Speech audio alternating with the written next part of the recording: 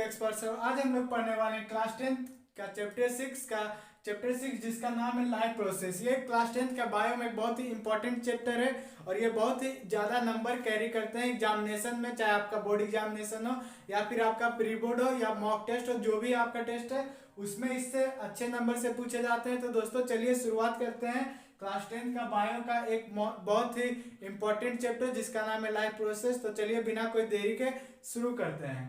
तो दोस्तों life process जब भी आप चैप्टर स्टार्ट करते हैं तो उसमें सबसे पहला क्वेश्चन आता है कि लाइफ प्रोसेस क्या होता है। तो दोस्तों लाइफ प्रोसेस उसको कहते हैं, जैसे हम एक क्वेश्चन के साथ स्टार्ट करते हैं, व्हाट इज लाइफ प्रोसेस। तो life processes are the series of action such as movement, respiration, nutrition, transportation, excretion and growth are essential living to sustain. Life processes में ये सारे प्रोसेसेस आते हैं। कोई भी मनुष्य या कोई भी ह्यूमंस तभी जिंदा रहता है जब उसके अंदर लाइफ का प्रोसेस हो। लाइफ प्रोसेस में न्यूट्रिशन आता है, ट्रांसपोर्टेशन आता है, एक्सक्रीशन आता है, ग्रोथ आता है और भी बहुत सारे जरूरी चीज आते हैं। न्यूट्रिशन मतलब खाना खाना, रेस्पिरेशन खाना से एनर्जी निकालना, फिर ट्रांसपोर्टेशन जो ब्लड ट्रांसपोर्टेशन होता है हमारे शरीर में वो चीज़। तो लाइफ प्रोसेसेस मतलब कि हमारे शरीर में जो भी प्रोसेस हो रहा है हमें जिंदा रखने के लिए उसी को लाइफ प्रोसेसेस कहते हैं। लाइफ प्रोसेस का एक बहुत ही इजी डेफिनेशन है, life processes R series of action.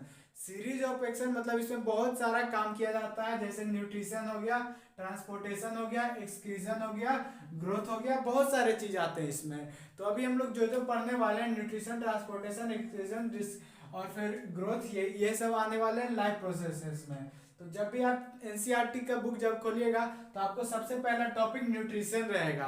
तो चलिए हम लोग न्यूट्रिशन के बारे में पढ़ लेते हैं। हम इसमें कुछ भी करेंगे तो सीरीज वाइज करेंगे। सीरीज वाइज करने में क्या रहता है कि आपका चैप्टर का डाउट भी अच्छे से क्लियर होगा और टॉपिक वाइज आप समझ जाइएगा, नहीं तो हम इधर का टॉपिक इधर पढ़ाएंगे तो आपको कंफ्यूजन हो जाएगा। इसलिए मैंने सीरीज वाइज आपको पढ़ाने का कोशिश किया है। तो इसके बाद फिर आते हैं न्यूट्रिशन। न्यूट्रिशन क्या होता है?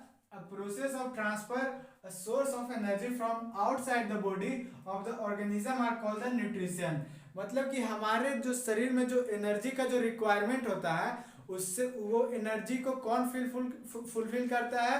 तो फूड फुलफिल करता है। तो फूड हमारा हो गया न्यूट्रिशन।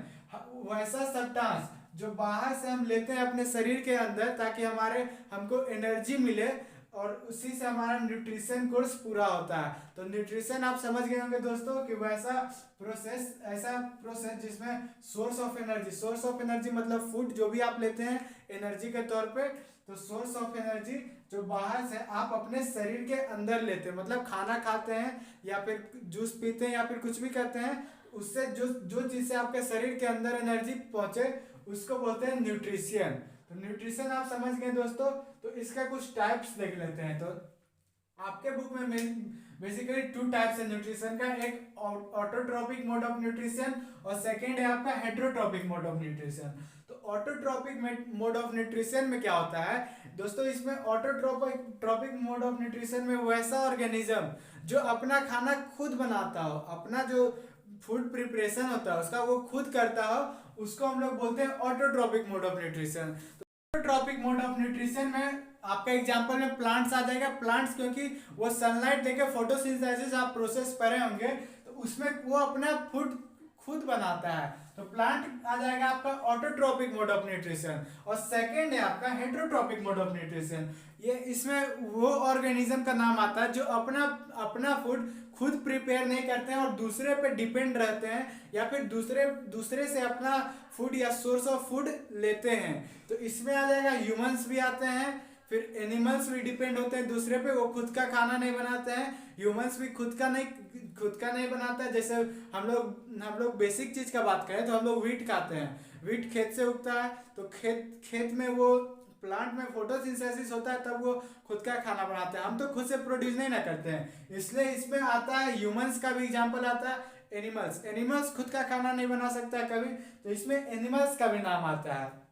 तो दोस्तों इसमें हेटेरोट्रोपिक में 2 और टाइप्स हैं, एक पैरासाइटिक और एक सेप्रोफाइट्स। तो दोस्तों पैरासाइटिक वो ऑर्गेनिज्म होते हैं ये दूसरे पे डिपेंड तो होते हैं और उससे एनर्जी भी लेते हैं पर उसको किल नहीं करते, उसको मारते नहीं हैं। एग्जाम्पल में जैसे लिंचेस आ गया, लिंचेस बाल में आपका जो रहता है ढील, उसको ही बोलते हैं, वो आपका खून ले लेता है लेकिन आपको किल नहीं करता है। तो वैसा ऑर्गेनिज्म जो कि दूसरे पे डिपेंड हो और अपना सबटा मतलब अपना न्यूट्रिशन भी ले ले विदाउट किलिंग देम, तो वो आता है पैरासाइटिक न्यूट्रिशन में। और सेप्रोफाइट्स में वैसा ऑर्गेनिज्म का नाम आता है जो खुद जो मतलब कि अपना फूड न्यूट्रिशन तो दूसरे पे ही डिपेंड होकर लेते हैं, लेकिन वो जो न्यूट्रिशन लेते हैं उसे बाहर ही ब्रेक डाउन कर लेते हैं और उसके बाद फिर उसको अंदर ऑब्जर्व करते हैं अपना एनर्जी निकालने के लिए। तो वैसा ऑर्गेनिज्म सेप्रोफाइट्स कहलाता है। इसका एग्जांपल होगा फंजाई। चलिए देखते हैं ऑटोट्रॉपिक मोड ऑफ न्यूट्रिशन, जिसमें कि फोटोसिंथेसिस आता है। ऑटोट्रॉपिक मोड ऑफ न्यूट्रिशन मतलब वैसा ऑर्गेनिज्म जो अपना फूड खुद प्रिपेयर करता है। तो उसमें प्लांट्स आता है, प्लांट्स में बेसिकली फोटोसिंथेसिस के द्वारा फूड प्रिपरेशन होता है। तो फोटोसिंथेसिस के बारे में पढ़ते हैं। तो फोटोसिंथेसिस वो प्रोसेस है जिसमें कि ग्रीन प्लांट अपना खाना खुद प्रिपेयर करता है। तो इसका डेफिनेशन देखते हैं। तो the process by which green plant synthesise nutrition from carbon dioxide and water in presence of sunlight and chlorophyll is called photosynthesis. तो फोटोसिंथेसिस में बेसिकली ये डिफिनेशन बता रहा है कि ये जो प्रोसेस में उसका न्यूट्रिशन बनता है कार्बन डाइऑक्साइड और वाटर से, और किसके प्रेजेंस में, सनलाइट और क्लोरोफिल के प्रेजेंस में। ये जो भी है प्रोसेस सनलाइट और क्लोरोफिल के प्रेजेंस में होता है, और किस किस से, वाटर और फिर CO2 से होता है। तो इसका जो मेन जो रिएक्शन का जो लिखा हुआ है 6 CO2 और 12 H2O in the presence of sunlight and chlorophyll, ये जो C6H12 और O6 है ये ग्लूकोज है, और फिर O2 एज ए बेस्ट निकलता है। आपको पता भी होगा कि प्लांट CO2 इनहेल करता है और एक्सेल करता है O2, ऑक्सीजन बाहर निकालता है और कार्बन डाइऑक्साइड अंदर लेता है। तो यही प्रोसेस के थ्रू O2 बाहर जाता है। तो यही डेफिनेशन को इस छोटे से इक्वेशन में बता रहा है कि CO2 और H2O मतलब कार्बन डाइऑक्साइड और water in the presence of sunlight and chlorophyll, sunlight और क्लोरोफिल के प्रेजेंस में वो अपना न्यूट्रिशन अपना फूड बना रहा है जो ग्लूकोज होता है C6H12O6, और एज अ वेस्ट O2 वो बाहर निकालता है। तो O2 बाहर निकालता है। तो अब देखते हैं इसमें प्रोसेस में क्या क्या होता है। तो सबसे पहले इस डायग्राम को हम देख लेते हैं। ये एक प्लांट है।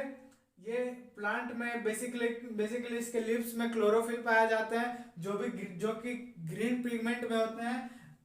ये जो लीफ जो आपको ग्रीन पिगमेंट में दिखते हैं वो बेसिकली क्लोरोफिल होता है उसमें, इसके कारण इसमें ग्रीन कलर का दिखता है। तो ग्रीन कलर का जो इसमें है वो क्लोरोफिल है। तो इसमें बताया गया है कि sunlight absorption of light energy by chlorophyll. तो जो सनलाइट है वो क्लोरोफिल द्वारा ऑब्जर्व कर लिया जाता है। जो एटमॉस्फेयर जो बाहर से सनलाइट आता है वो क्लोरोफिल द्वारा ऑब्जर्व कर लिया जाता है। तो पहला तो आप समझ गए होंगे, absorption of light energy by chlorophyll. Absorption of light energy by chlorophyll, जो लिप्स में क्लोरोफिल प्रेजेंट है वो ऑब्जर्व करता है लाइट एनर्जी। फिर आते हैं सेकेंड में। तो सेकेंड में आपका है conversion of light energy to chemical energy and splitting of water molecule into hydrogen and oxygen. इसमें बेसिकली क्या होता है, जो लाइट एनर्जी जो ट्रैप हुआ उसको केमिकल एनर्जी में कन्वर्ट किया जाता है। केमिकल एनर्जी में बोले तो वाटर का जो मॉलिक्यूल होता है उसको हाइड्रोजन और ऑक्सीजन में अलग कर दिया जाता है। तो इसमें जो CO2 तो एटमॉस्फेयर में प्रेजेंस रहता है। तो CO2 तो ले लेता है एटमॉस्फेयर से और O2 बाहर निकाल देता है। तो इसमें बेसिकली वाटर का जो स्प्लिटिंग होता है, वाटर दो मॉलिक्यूल से बना रहता है, एक हाइड्रोजन से और एक ऑक्सीजन से। तो इसको जब स्प्लिट करेंगे तो H2 मतलब हाइड्रोजन अलग हो जाएगा और O2 अलग हो जाएगा। तो ये बेसिकली ये सेकेंड में वही बता रहा है, कन्वर्जन ऑफ लाइट एनर्जी मतलब ये लाइट से कन्वर्ज हो रहा है। जब हम हाइड्रोजन पे लाइट मतलब हीट जो भी है, लाइट सनलाइट या फिर लाइट जो भी है, यहाँ पे मैं लाइट लिख दे रहा हूं।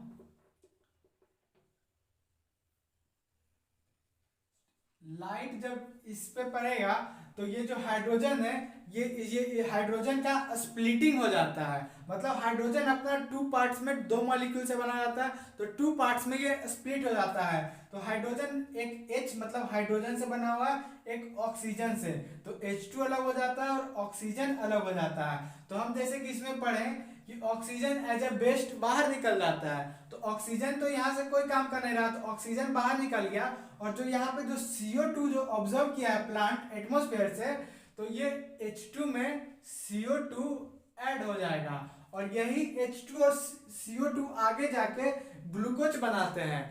ये प्रोसेस एक ही बार में नहीं होता, लाइन बाय लाइन होता है। पहले सनलाइट ऑब्जर्व होगा क्लोरोफिल से, फिर जो लाइट ऑब्जर्व हुआ उसको केमिकल एनर्जी में कन्वर्ट किया जाता है। केमिकल एनर्जी जब स्प्लिट हो जाता है वाटर का मॉलिक्यूल H2 और O2 जब स्प्लिट हो जाता है, तो O2 एज अ वेस्ट बाहर निकल जाता है और H2 बचता है। तो इसमें जो CO2 इन्वायरमेंट से ट्रैप हुआ है उसको इसमें जोड़ दिया जाता है, और यही आगे जाके ग्लूकोज फॉर्म करते हैं। थर्ड पॉइंट है ये reduction of carbon dioxide to carbohydrate. इसका बेसिकली मतलब है, रिडक्शन का मतलब होता है, अगर जो आप केमिस्ट्री का फर्स्ट चैप्टर पढ़े होंगे, तो रिडक्शन का मतलब होता है addition of hydrogen and removal of oxygen. अगर जो आप इसमें एडिशन ऑफ हाइड्रोजन देखें, तो इसमें CO2 में हाइड्रोजन जब जुड़ेगा तभी ग्लूकोज बनेगा, तो इसमें जो एडिशन ऑफ हाइड्रोजन हो रहा है उसी को बेसिकली हम लोग रिडक्शन बोलते हैं। रिडक्शन आपका केमिस्ट्री का फर्स्ट चैप्टर में डिटेल से बताया गया रिडक्शन किसको करते हैं। तो addition of hydrogen and removal of oxygen, oxygen इससे रिमूव हो गया, और एडिशन मतलब हाइड्रोजन का एडिशन हो रहा है, तो हाइड्रोजन का एडिशन होगा तो इसको हम लोग रिडक्शन बोलेंगे। तो reduction of carbon dioxide to carbohydrate, इसमें जब एडिशन होगा हाइड्रोजन का तो ये कार्बोहाइड्रेट बनाएगा, ग्लूकोज या फिर कार्बोहाइड्रेट, यही होता है। तो दोस्तों आप इसका पूरा समझ गए होंगे कि ऑटोट्रॉपिक मोड ऑफ न्यूट्रिशन और फोटोसिंथेसिस कैसे होता है। इस डायग्राम के द्वारा भी आप समझ जाइए एक बार।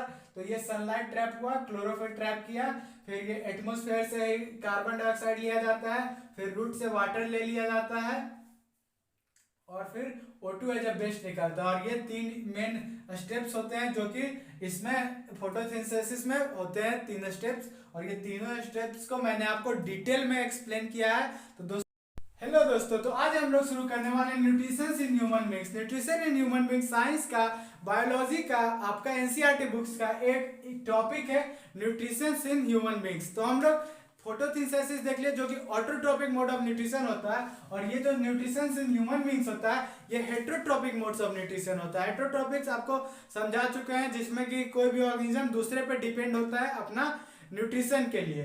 तो ये ह्यूमंस भी दूसरे पे डिपेंड होता है अपना न्यूट्रिशन के लिए।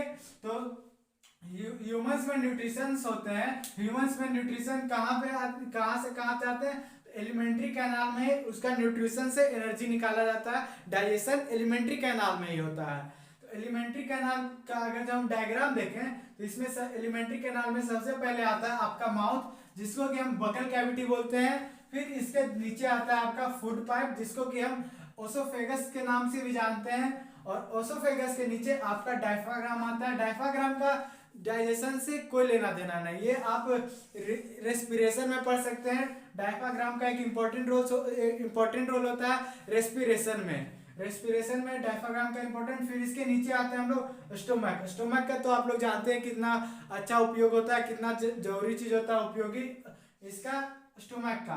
फिर स्टोमक से नीचे आए तो हम लोग पेनक्रियाज की बात करें, तो पेनक्रियाज भी हेल्प करते हैं डाइजेशन में।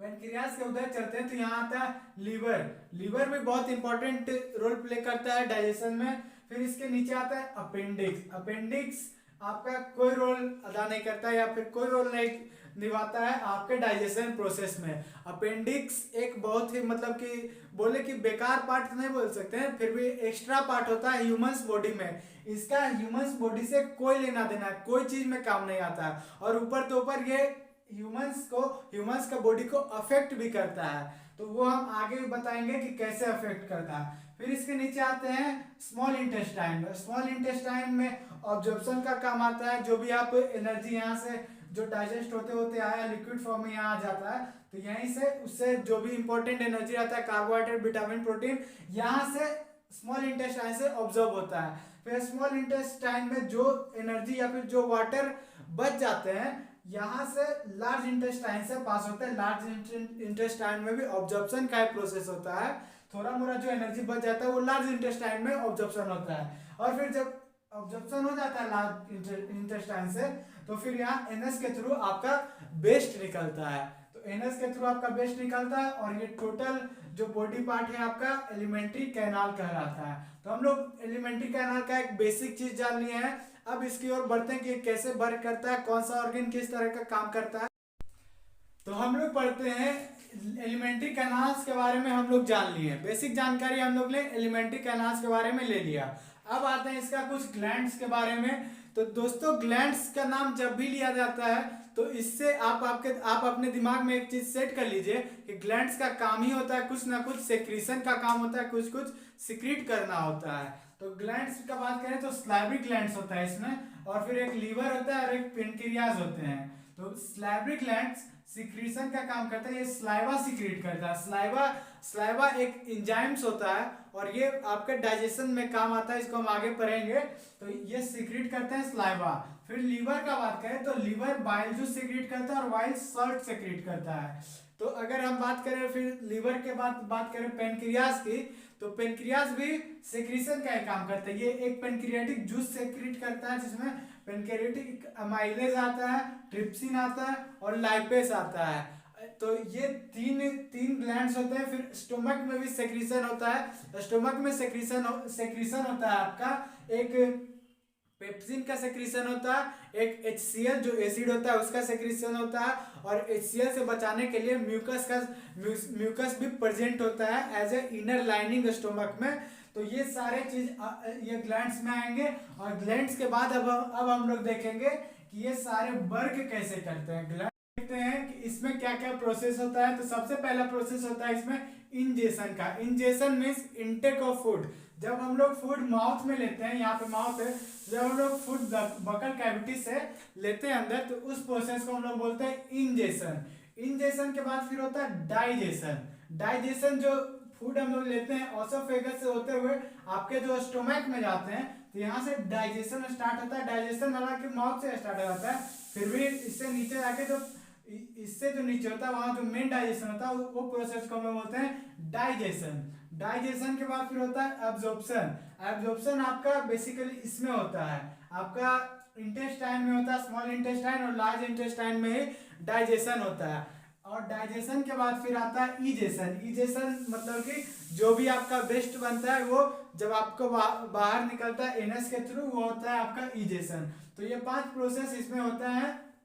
अब फिर हम लोग बात करते हैं इसमें कि माउथ का क्या रोल है, लीवर का क्या रोल है, स्टोमक का क्या रोल है, ये सब का रोल पढ़ेंगे कि किसका कितना रोल है और क्या क्या हेल्प करता है डाइजेशन में। तो सबसे पहले बात करें आप माउथ की, तो माउथ में जब फूड आता है तो आपका जो माउथ का जो टंग होता है या फिर माउथ का जो इनर लाइनिंग होता है उसमें सलाइवरी अमाइलेज सलाइवरी ग्लैंड्स होता है जो सलाइवरी अमाइलेज सिक्रीट करते हैं। ये सलाइवा सिक्रीट करता है और फिर ये सलाइवा एक एंजाइम्स होता है जो कि आपके फूड पे एक्ट करता है और उस फूड को कार्बोहाइड्रेट में ही यहाँ से आपका चेंज होना शुरू हो जाता है। तो आप माउथ का जान गए कि ये आपका माउथ में होते हैं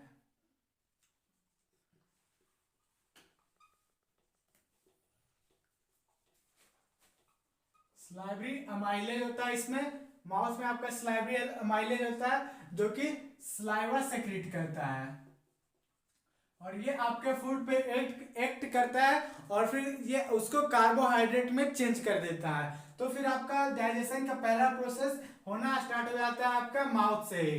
तो माउथ के बारे में तो एक बहुत ही ये आम बात है, तो ये हम लोग माउथ के बारे में जान लिए। फिर आपका फूड बढ़ता है यहाँ से ओसोफेगस की ओर। ओसोफेगस आपका होता है फूड पाइप, ये होता है आपका फूड पाइप, इसको हम लोग ओसोफेगस के नाम से जानते हैं साइंस में। तो ये फूड पाइप होता है। फूड पाइप का एक बेसिक जानकारी लें तो फूड पाइप में एक पेरिस्टेल्टिक मूवमेंट होता है। वो पेरिस्टेल्टिक मूवमेंट होता क्या है कि आपका जो ये फूड पाइप है इस तरह से आपका कुछ होता है आपका फूड पाइप।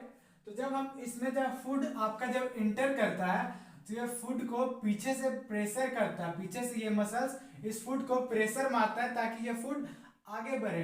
जब फिर यहाँ पे फूड आगे बढ़ता है तो यहाँ पे फूड आएगा, तो फिर इसको पीछे से प्रेशर, ऐसे प्रेशर इसको पड़ते जाते हैं पीछे से, और जब फूड पूरा आगे निकलते जाता है तो फिर पीछे का जो प्रेशर जो ऐसे जो इस तरह से मसल्स दबते हैं, फिर मसल्स वापस वापस एक्सपेंड मतलब अपने नॉर्मल में, नॉर्मल जो उसका रहता है, नॉर्मल जो उसका शेप रहता है उसमें आ जाता है। तो ये बेसिकली एक्सपेंशन और फिर यही दोनों प्रोसेस होता है, एक्सपेंशन और फिर कॉन्ट्रेक्शन का प्रोसेस होता है, मतलब कि दबना, फिर वो वापस अपना शेप में आ जाता है ताकि ये फूड को दबा के नीचे ले जाए। ये पेरिस्टल्टिक मूवमेंट इसमें नहीं होगा। तो आप मान लीजिए उल्टा कहीं बैठे हुए हैं, आपका सर नीचे रहा, पैर ऊपर रहा, तो आपका फूड बाहर भी निकल सकता है, लेकिन ऐसा नहीं होता है क्योंकि इसमें पेरिस्टल्टिक मूवमेंट होता है। इस मूवमेंट को हम लोग बोलते हैं पेरिस्टल्टिक मूवमेंट।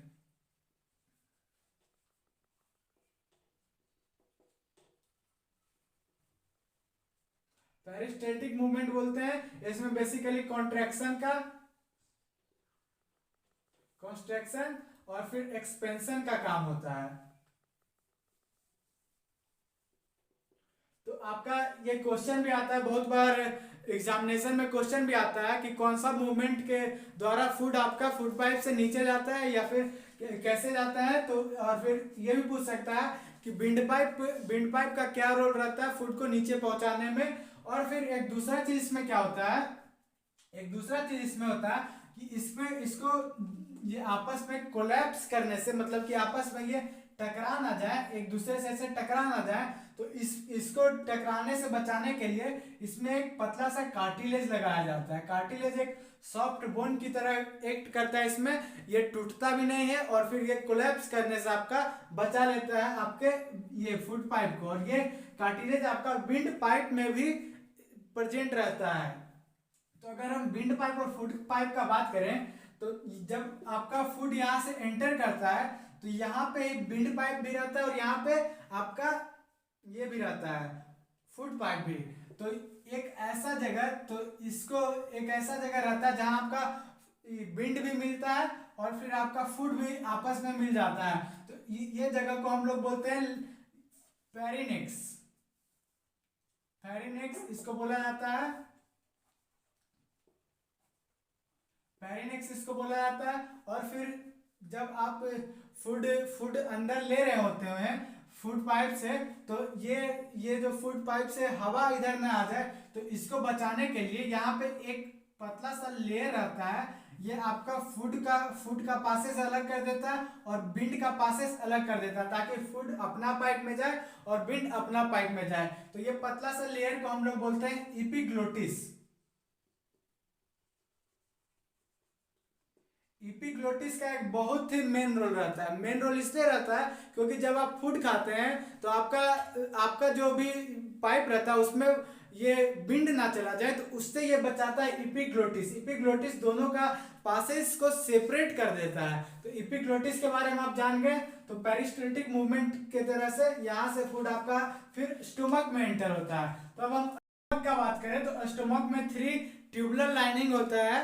तो ये लाइनिंग का काम क्या रहता है, गैस्ट्रिक जूस सिक्रीट करने का काम रहता है। तो इसमें गैस्ट्रिक जूस सिक्रीट करता है और फिर गैस्ट्रिक जूस सिक्रीट करने के बाद ये बहुत ही हेल्पफुल रहता है आपका डाइजेशन प्रोसेस में। तो इसमें क्या क्या रहता है, आपका आता है पेप्सिन आता है, फिर आता है आपका HCl जिसको हाइड्रोक्लोरिक एसिड भी बोला जाता है, HCl। फिर इस स्टोमक में ही आता है आपका म्यूकस आपका आता है, पेप्सिन, HCl और म्यूकस, ये सब आपके इनर लाइनिंग में प्रेजेंट रहते हैं स्टोमक का इनर लाइनिंग में। तो पहले हम लोग देखते हैं पेप्सिन का क्या रोल रहता है और फिर देखेंगे HCl का क्या रोल रहता है और म्यूकस का क्या रोल रहता है। तो हम लोग बात करते हैं पेप्सिन का। तो पेप्सिन हेल्प करता है आपका प्रोटीन डाइजेस्ट करने में, प्रोटीन डाइजेशन में काम करता है। प्रोटीन डाइजेशन में आपका पेप्सिन हेल्प करता है। तो दोस्तों जब यहाँ से आपका कार्बोहाइड्रेट में चेंज होने लगता है तो फूड आपका जब नीचे पहुंचता है तो उससे प्रोटीन डाइजेस्ट हो जाता है ये पेप्सिन के हेल्प से। लेकिन यहाँ पे ही टोटल प्रोटीन डाइजेस्ट नहीं हो जाता, कुछ कुछ प्रोटीन बचा हुआ रहता है जो आगे डाइजेस्ट होता है। तो यहाँ पे फिलहाल पेप्सिन से जो भी प्रोटीन डाइजेशन होता है पेप्सिन से हो गया। फिर पेप्सिन के लिए एक एक्सेप्शन है कि इसको प्रोटीन डाइजेस्ट करने के लिए इसको एसिडिक इन्वायरमेंट चाहिए।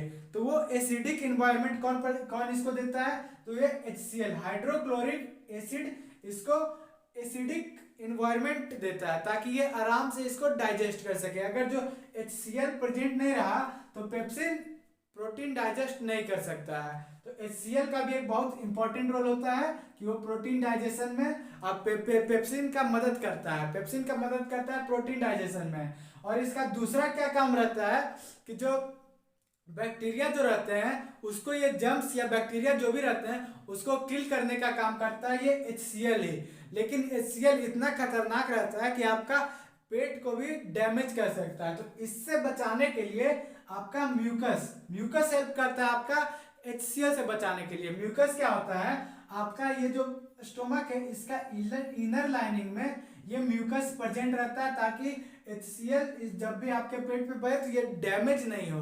तो डैमेज से कौन बचाता है? आपका म्यूकस बचाता है। तो हमने तीनों रोल देख लिया स्टोमक का तीनों रोल देख लिया। इसके बाद फिर जब स्टोमक से जब फूड पास होता है तो यहाँ से आपके जाते हैं स्मॉल इंटेस्टाइन में। फूड लार्ज इंटेस्टाइन में नहीं जाता है, स्मॉल इंटेस्टाइन में पहले जाता है। तो स्मॉल इंटेस्टाइन में आपका डाइजेशन ये ऑब्जॉर्प्शन का काम होता है। डाइजेशन का काम स्टोमक में हुआ था और फिर ऑब्जॉर्प्शन का काम होगा आपका ये स्मॉल इंटेस्टाइन में। जो भी न्यूट्रिएंट्स आपका निकले हैं, प्रोटीन विटामिन कार्बोहाइड्रेट जो भी आपका निकला है यहाँ पे काम करेगा आपका स्मॉल इंटेस्टाइन में। तो उससे पहले बात करते हैं ये लीवर और फिर पैनक्रियास का ये सब का क्या वर्क होता है। तो लीवर और पैनक्रियास का बात करने के लिए रुकिए बताते हैं।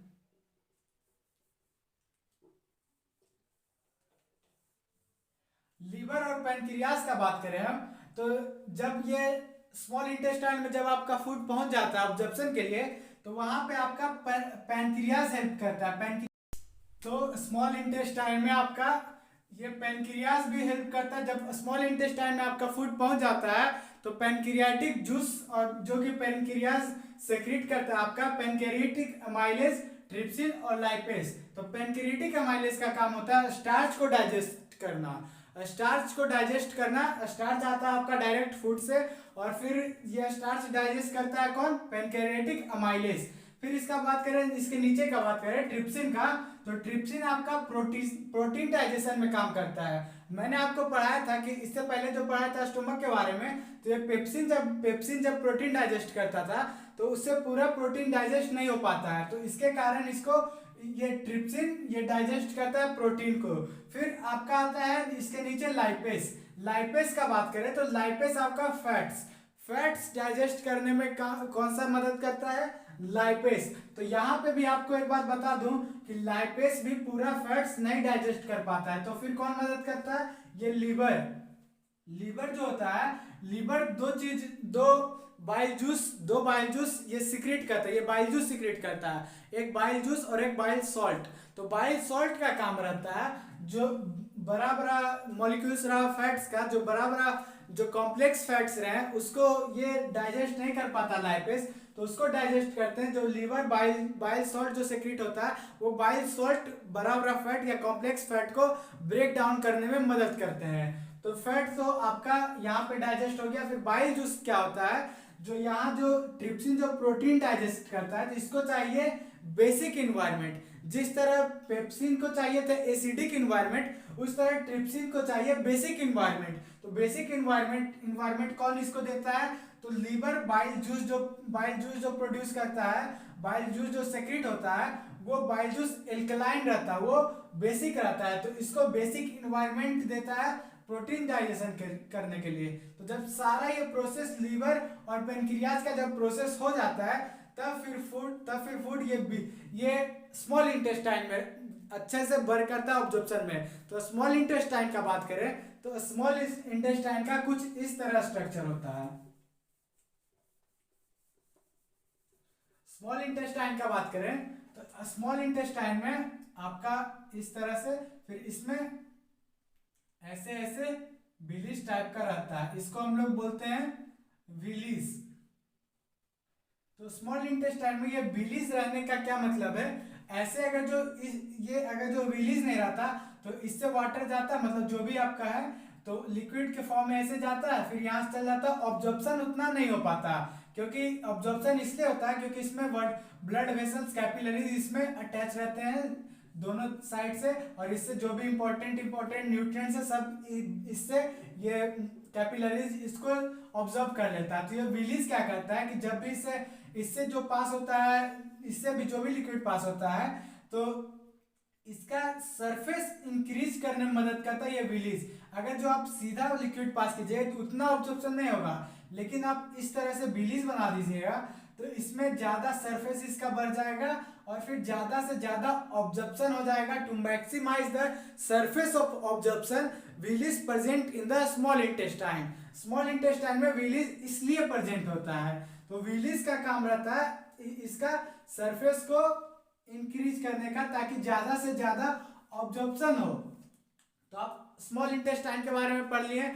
स्मॉल इंटेस्टाइन में जब ऑब्जॉर्प्शन हो जाता है तो फिर ये जाता है आपका लार्ज इंटेस्टाइन में, तो इससे जो कुछ कुछ बचा हुआ इंपॉर्टेंट न्यूट्रिएंट्स रहता है वो आपका लार्ज इंटेस्टाइन में जाता है। लार्ज इंटेस्टाइन में भी विलिस प्रेजेंट होता है, इसमें भी ऑब्जॉर्प्शन होता है, विलिस प्रेजेंट रहता है, इससे भी कैपिलरीज अटैच रहते हैं। तो इससे ऑब्जॉर्प्शन होने के बाद फिर आपका एनएस के थ्रू वेस्ट निकल जाता है।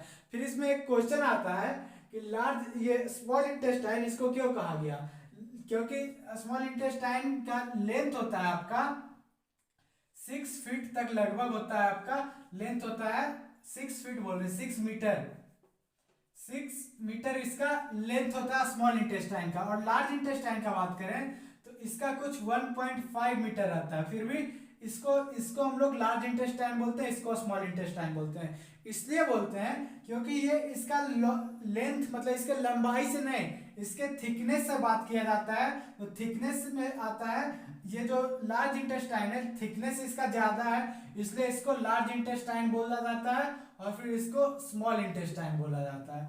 तो यही हो गया आपका एलिमेंट्री कैनाल का एक बेसिक या फिर जो भी है आपका अच्छे से समझ में आ गया होगा आपको, आशा करता हूँ। और यही है आपका न्यूट्रिशन इन ह्यूमन बींग्स। अब हम लोग आगे पढ़ेंगे न्यूट्रिशन इन यूनिसेल्यूलर। यूनिसेल्यूलर में कैसे न्यूट्रिशन होता है वो पढ़ेंगे।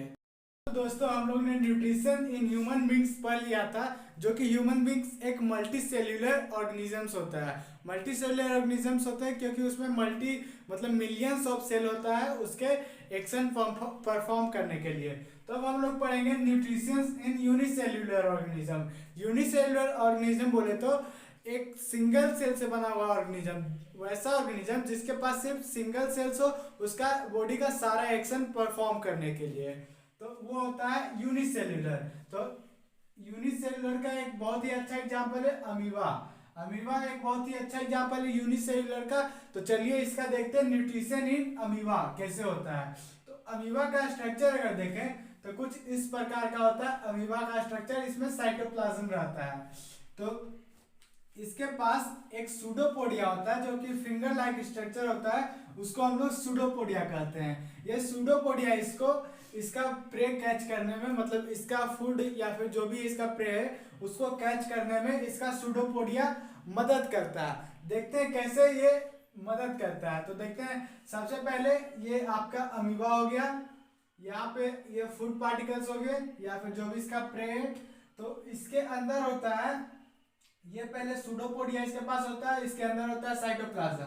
तो ये अपना फूड देखता है तो इसको इसके चारों ओर अपना सूडोपोडिया फैलाने लगता है। सूडोपोडिया फैलाने लगेगा, फिर कुछ देर बाद देखिएगा आप तो ये चारों ओर ऐसे सूडोपोडिया फैलाएगा और फिर इसका जो शरीर के अंदर है फूड वैक्यूल्स बनाता है। फूड वैक्यूल्स बनाता है ताकि फूड को अंदर ले जाए और इसको डाइजेस्ट कर पाए। तो ये अंदर अपना फूड वैक्यूल्स बनाता है। फूड वैक्यूल्स बनाने के बाद जब डाइजेशन हो जाता है साइटोप्लाज्म में, तो फिर इसका जो वेस्ट मटेरियल रहता है ये बाहर हो जाता है। तो ये होता है आपका अमीबा का डाइजेशन का प्रोसेस। तो इसमें दो ही चीज ध्यान रखना है कि एक इसका फिंगर लाइक स्ट्रक्चर होता है सूडोपोडिया, यही एक्सटेंड होता है इसके प्रे के चारों ओर और फूड वैक्यूल्स बनाता है। फिर जो फूड वैक्यूल्स बनाता है तो फूड जब अंदर लेता है तो साइटोप्लाज्म के पास इसका डाइजेशन होता है, फिर वेस्ट मटेरियल बाहर गिर जाता है। तो ये होता है आपका यूनिसेलुलर का अमीबा का न्यूट्रिशन।